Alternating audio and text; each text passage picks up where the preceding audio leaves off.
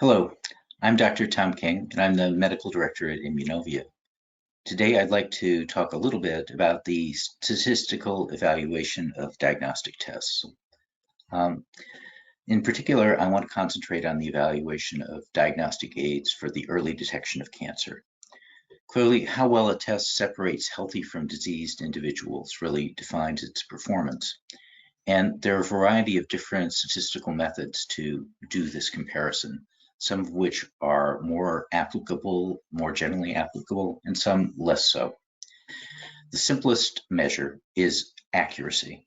That is the percentage of correctly classified samples that a test accomplishes in a given population of individuals. And the cartoons at the bottom show a hypothetical healthy individuals in blue and diseased individuals in orange.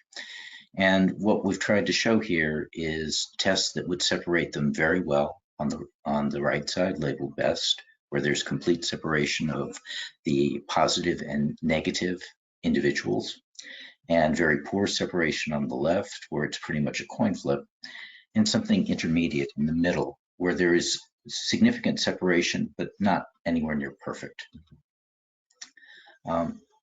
The evaluation of clinical tests almost never achieves 100% separation of diseased individuals from healthy individuals. That's really a hypothetical that pretty much never occurs in practice. I wanted to give you a couple of examples of real-world clinical tests that have been around for a fairly long time. The first is Pap smears for the detection of cervical cancer. This is a test that's been around for more than 80 years and has saved many thousands of lives, although its sensitivity and specificity are not ideal. The sensitivity, so the ability to detect a patient with disease, is only 55%, whereas the specificity is relatively high at 97%. Even so, this test in the appropriate clinical setting can be very useful, and as I said, has saved many thousands of lives over the past years. Serum prostate-specific antigen is a little more controversial test that's used for the early detection of prostate cancer in men. This test has much poorer performance in terms of sensitivity, only 21%, and less specific, 91%. Some people still believe that this test can be useful in some age groups and in some risk populations. So I wanted to just give you an idea of the way some real-world tests perform and to show that they are really somewhat less, substantially less than ideal. Coming back to the way diagnostic tests are evaluated, many people feel that receiver operating characteristics or area under the curve is the best way to evaluate tests. Area under the curve measures the probability that a randomly selected healthy sample is positioned to the left of a randomly selected negative sample. And examples of different test performance are shown here. On the right side, we have a perfect test. In this case, plotting sensitivity by 1 minus the specificity shows lines that exactly parallel the axes.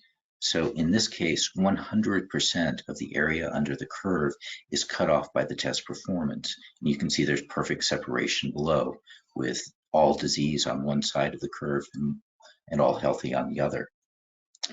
Looking to the other side, to the left, we have a test that has no significant separation. In this case, the diagonal is followed by the test performance. 50% of the area under the curve is cut off, but this is basically a coin flip, so there's no significant discrimination. In the middle is shown a more realistic clinical test with area under the curve of about 0.9 or 90%.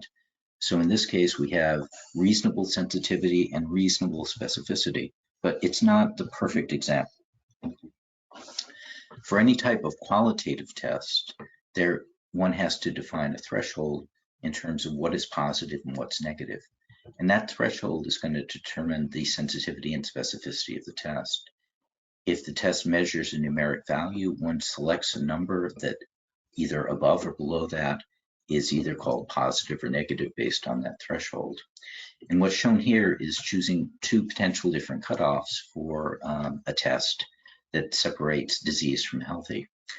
In the cutoff on the left, the sensitivity is relatively low at 60%, but the specificity is relatively high at 93%.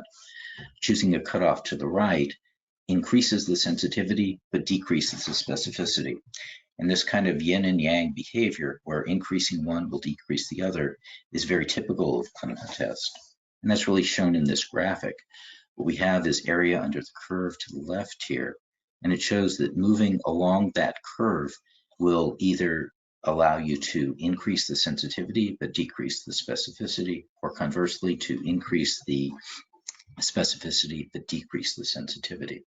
So one can't have entirely the best of both worlds. On the other hand, choosing something with reasonable discrimination between the two can provide a useful diagnostic test.